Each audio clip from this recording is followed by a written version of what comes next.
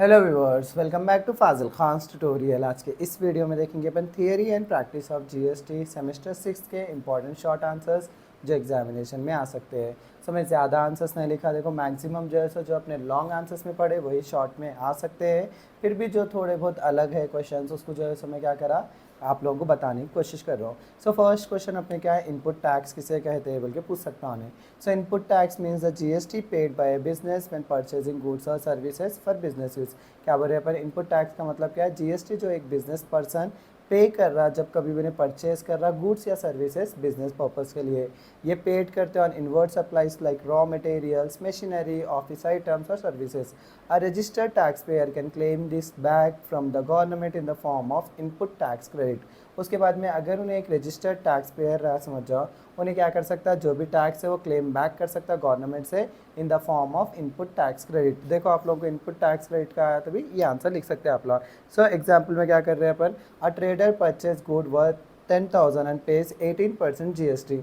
Cost of goods कितना हो रहा है, 10,000 हो रहा। जीएसटी पेड कितना हो रहा है, 1800 हो रहा। सो यहाँ पे 1800 क्या इनपुट टैक्स है, because it is paid while purchasing goods. हो गया। नेक्स्ट क्या है अपना, what is bill of supply बोल के पूछ रहा है।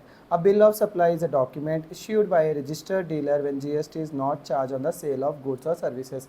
क्या बोल रहे हैं अपन, एक बिल ऑफ सप्लाई क्या है, एक डॉक्यूमेंट होता है जो एक इश्यू कर रहा है एक रजिस्टर्ड डीलर जब कभी भी जीएसटी जो है चार्ज नहीं हो रहा सेल ऑफ गुड्स और सर्विसेज पे। ये इश्यू होता है in the following cases, when the dealer sells exempted goods और सर्विसेज। क्या बोल रहे हैं यहाँ पे, जब कभी भी डीलर सेल कर रहा है एग्जेम्प्टेड गुड्स या सर्विसेज, या डीलर जैसे रजिस्टर्ड है अंडर कंपोजिशन स्कीम में। अ bill of supply does not contain GST amount because tax is not collected from the customer. क्या बोल रहे हैं, बिल ऑफ सप्लाई के अंदर जो है जीएसटी अमाउंट नहीं रहता क्योंकि टैक्स जो है अपन कलेक्ट नहीं करते कस्टमर के पास में। कंटेंट्स क्या क्या रहते बिल ऑफ सप्लाई के, name and address of seller रहता, बिल नंबर और डेट रहता, नेम ऑफ कस्टमर रहता, डिस्क्रिप्शन ऑफ गुड्स और सर्विसेज रहता, वैल्यू ऑफ गुड्स और सर्विसेज रहता, सिग्नेचर ऑफ सप्लायर रहता। फिर अब डेबिट नोट क्या है, debit note is a document issued by the buyer to the seller when the amount payable increases due to extra charge और return of fewer goods. क्या बोल रहे, डेबिट नोट क्या है, एक डॉक्यूमेंट होता है जो इश्यू कर रहा बायर सेलर को जब कभी भी अमाउंट रहता ना जो भी पेएबल रहता वो इंक्रीज हो रहा है एक्स्ट्रा चार्जेस की वजह से या तो रिटर्न ऑफ फ्यूअर गुड्स की वजह से, फ्यूअर गुड्स की वजह से।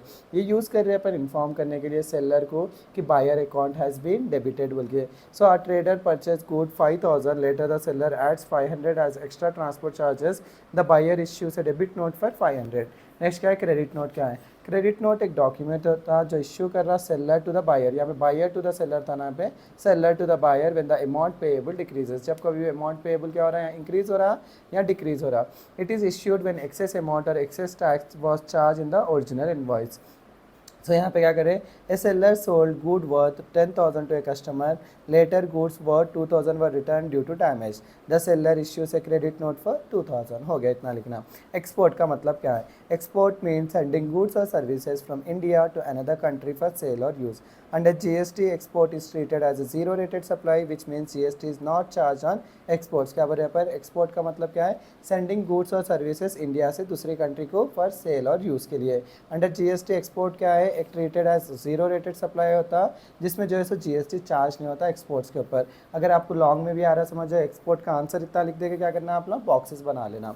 फिर इंपोर्ट है, इंपोर्ट में टाइप्स ऑफ एक्सपोर्ट्स देखो अपने पास दो है, एक्सपोर्ट ऑफ गुड्स है, एक्सपोर्ट ऑफ सर्विसेज है।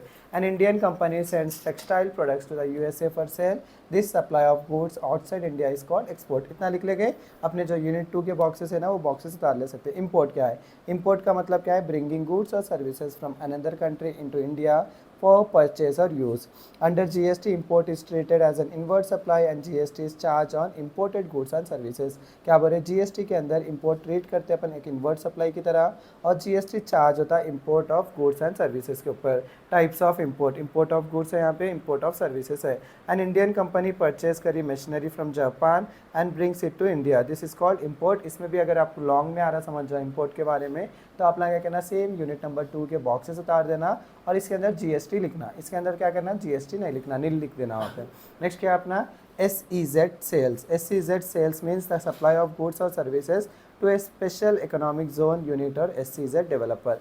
क्या बोल रहे हैं, SEZ सेल का मतलब क्या है, सप्लाई कर रहे हैं अपन गुड्स और सर्विसेज एक स्पेशल इकोनॉमिक जोन को और SEZ डेवलपर को बोल रहे हैं। अंडर GST SEZ भी ट्रीट होता है एक जीरो रेटेड सप्लाई की तरह, जो GST यहाँ पर भी चार्ज नहीं होता सच सप्लाईज के ऊपर। एक कंपनी है इंडिया की, सप्लाई कर रही computers to an SEZ company located in Hyderabad.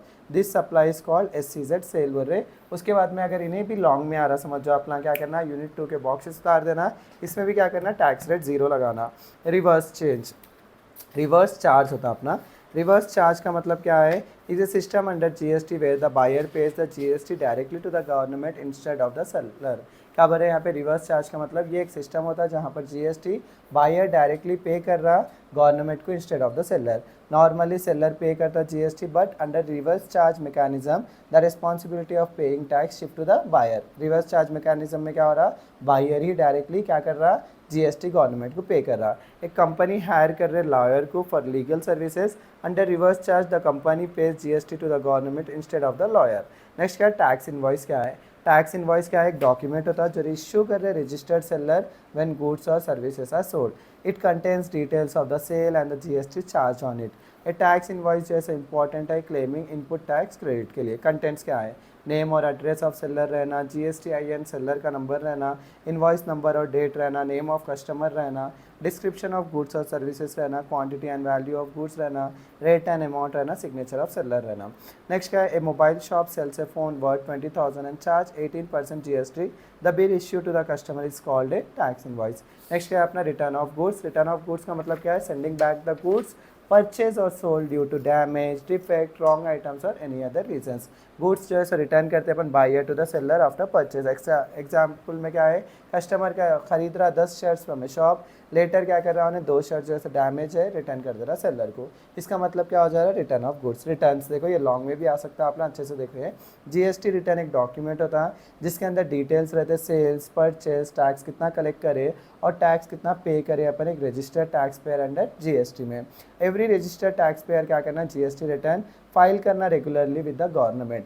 So types of GST returns क्या है, पहला क्या है, GSTR1। ये फाइल करते हैं अपन आउटवर्ड सर्विसेज सप्लाईज के लिए या सेल्स के लिए made by a registered dealer. इसके अंदर डिटेल्स रहता है गुड्स एंड सर्विसेज सोल्ड। अब देखो GSTR2 है अपना, GSTR2 इसमें लिखे नहीं गया। GSTR2 में क्या कर रहे बोले तो अपन, GSTR2 हो गया, GSTR2 is filed for inward supply और purchases made by a registered dealer बोल के लिखना। It contains deals of goods and services purchase बोल के लिख लो अपना GSTR2 में। GSTR3B में क्या है, एक मंथली समरी रिटर्न होता, इसके अंदर डिटेल्स रहते हैं sales, purchases, input tax credit और टैक्स पेएबल के रिलेटेड एक मंथ के अंदर। नेक्स्ट क्या है अपना, GSTR4 होता, ये फाइल कर रहा है कंपोजिशन स्कीम डीलर वाला, ये फाइल्ड होता एनुअली। नेक्स्ट क्या है अपना, GSTR5 होता। GSTR5 क्या है, एक फाइल होता जो नॉन रेसिडेंट टैक्सेबल पर्सन क्या कर रहा, अगर बिजनेस कर रहा है इंडिया में उन्हें फाइल करता बोल के बोल रहे। GSTR6 हो गया, ये फाइल करता है इनपुट सर्विस डिस्ट्रीब्यूटर वाला। GSTR7 को उन्हें फाइल करता है एक पर्सन जो है सो डिडक्ट कर रहा TDS अंडर GST। फिर क्या है अपना GSTR8 होता, ये जो है सो फाइल कर रहा है e-commerce operator who collect TCS। Next क्या है GSTR9 क्या है, ये annual return file by regular tax payer. Next last answer क्या है अपना, प्लेस ऑफ सप्लाई होता। प्लेस ऑफ सप्लाई का मतलब क्या है, जहाँ पर गुड्स और सर्विसेज जैसा कंसिडर कर रहे हैं अपन, consider to be supplied under GST। ये यूज़ करता है डिटरमाइन करने के लिए वे द ट्रांजैक्शन इज इंट्रास्टेट हो रहा या जैसे इंटरस्टेट हो रहा बोल के। एग्जाम्पल में क्या है अपना, a seller in Telangana supply कर रहा goods to buyer in Andhra Pradesh, the place of supply is Andhra Pradesh, so IGST is charge. बोले तो प्लेस ऑफ सप्लाई का मतलब क्या है कि जो है सो गुड्स और सर्विसेज किधर बिक रहे, लाइक क्या बोलते सेम स्टेट में हो रहे या अदर स्टेट में हो रहे। अगर सेम स्टेट में हो रहे समझो CGST और SGST लगता, अगर अदर स्टेट में हो रहे तो अपने को पता है कि IGST लगता है। इतना ही लिखना, अगर लॉन्ग में आ रहा समझ जाओ, इतना लिख के क्या करना है अपना बॉक्सेस बना दिए समझ जाओ, जो मैं शॉर्ट में बताया सेकंड यूनिट के, आप लोगों का ये आंसर भी आ जाता। सो आई होप आप लोगों को समझ में आया होगा। मेरी तरफ से सभी को ऑल द बेस्ट। ज़्यादा कंफ्यूज नको देखो, ज़्यादा इधर उधर भी नको पढ़ो, एक ही चैनल को फॉलो करो तो क्या होता आप लोगों को ईजी होता। सो मैं ऐसा भी नहीं कि आपकी मर्ज़ी है, ये तो आपके ऊपर है, लेकिन जस्ट आप लोगों को समझाने के लिए बता रहा हूँ। सभी को मेरी तरफ से ऑल द बेस्ट। एग्ज़ाम अच्छे से लिखो, कल एग्ज़ाम लिख के आके बताओ मुझे कि आप लोग किस तरीके से एग्ज़ाम लिखें। इसी के साथ मेरा आज का वीडियो यहीं ख़त्म करता हूँ। Please do like, share and subscribe to Fazil Khan tutorial.